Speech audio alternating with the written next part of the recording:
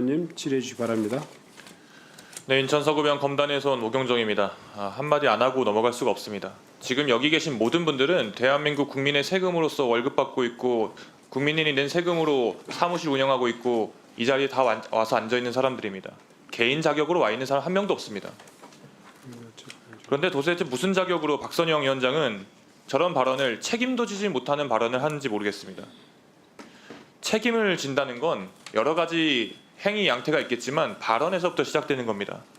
개인이 아니라 진실과 화해, 과거사 정리를 위한 위원장이라면 그런 발언을 하는 게 자랑스럽게 생각하면 절대 안 되는 문제입니다. 저는 5.18 때 전남대 학생으로서 5.18에 참여했던 한 청년이 낳은 아들입니다. 저희 아버지는 5.18 때 계엄군에 맞서고 군부 독재에 맞섰던 사람입니다. 그런 저희 아버지가 북한군의 개입이 있었을지도 모른다? 어디 그런 망발합니까? 개인 자격으로 말하는 건 대한민국 표현의 자유로서 100번, 1000번 이해할 수 있겠습니다만 적어도 국민의 세금을 받고 있고 정말 전 국민이 그리고 법으로 그 아픈 역사를 인정하고 있는 대한민국의 공복이라면 그런 말을 절대 해서 안 됩니다. 나중에라도 듣고 있으면 박선영 위원장님 반성하시고 본인 부끄러운 줄 하십시오. 질의하겠습니다. 이동혁 대통령 기록관장님 앞으로 잠깐 나오시겠습니다.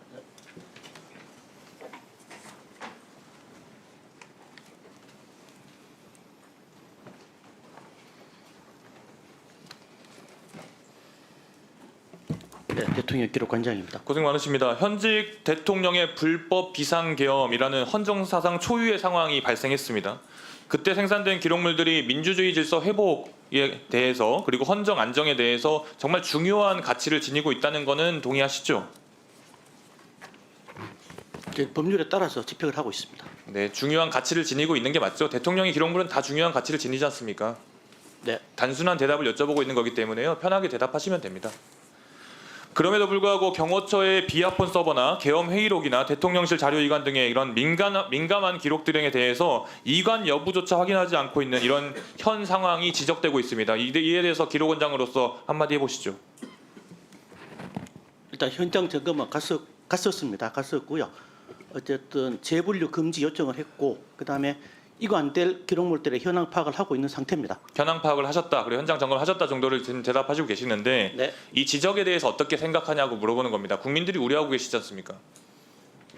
그런 국민들의 우려를 불식시킬 만큼 정말 엄정하고 중립적으로 업무에 임하시겠습니까? 관련 법령에서 저희한테 주어진 권한대로 하고 있습니다.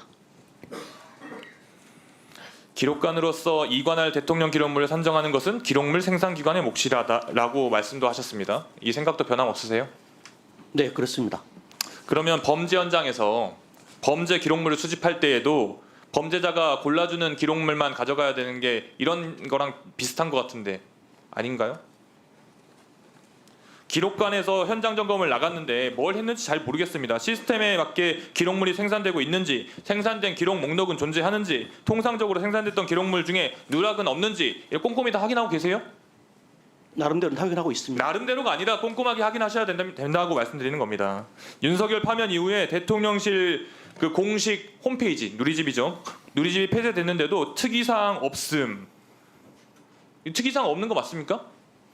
그건 저희가 확인하는 부분들인데요. 그건 서비스가 중단된 부분들이고 거기에서 삭제된 내용을 확인하지 못하였습니다. 그런 게 누락됐다라고 표현하는 겁니다.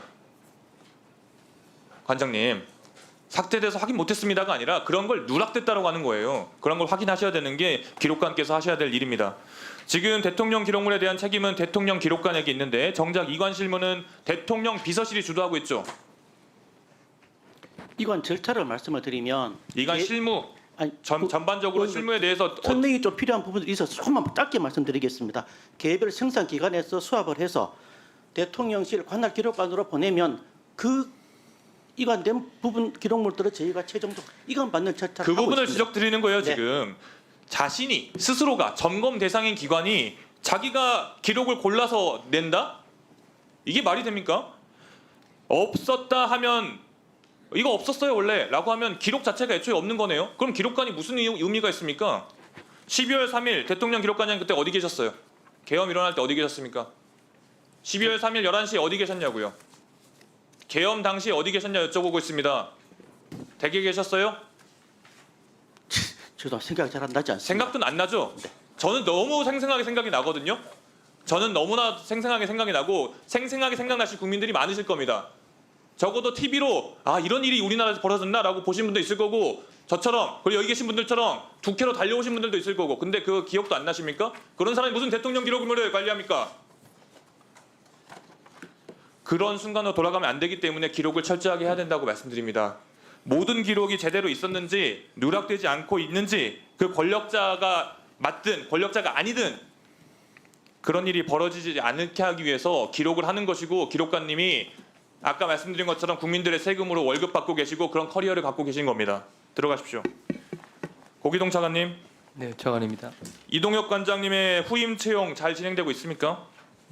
절차는 진행되고 있습니다. 신임 관장 후보로 대통령실 출신 인사가 면접에 참여했다고 하는데 사실입니까?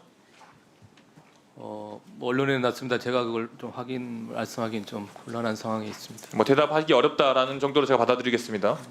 불법 비상계엄으로 인한 탄핵 이후에 민감한 기록들이 있다. 그리고 국민들께서 우려하고 있는 것도 현실입니다. 이것들이 대거 이관되고 있는 현 상태에서 기록의 독립성과 중립성은 그 어느 때보다 중요합니다. 단순히 어떤 정치적 이익을 떠나서 이 역사적 사실, 대한민국이라는 정말 민주주의 국가, 세계적인 국가에서 이 부분이 기록이 잘 돼야 되는데 그런 대통령실 문제를 일으킨 대통령이 있던 곳 대통령실의 인사가 대통령물 기록을 관장한다? 이건 어불성설입니다. 이 점을 명심하셔야 될 겁니다, 차관님. 명심.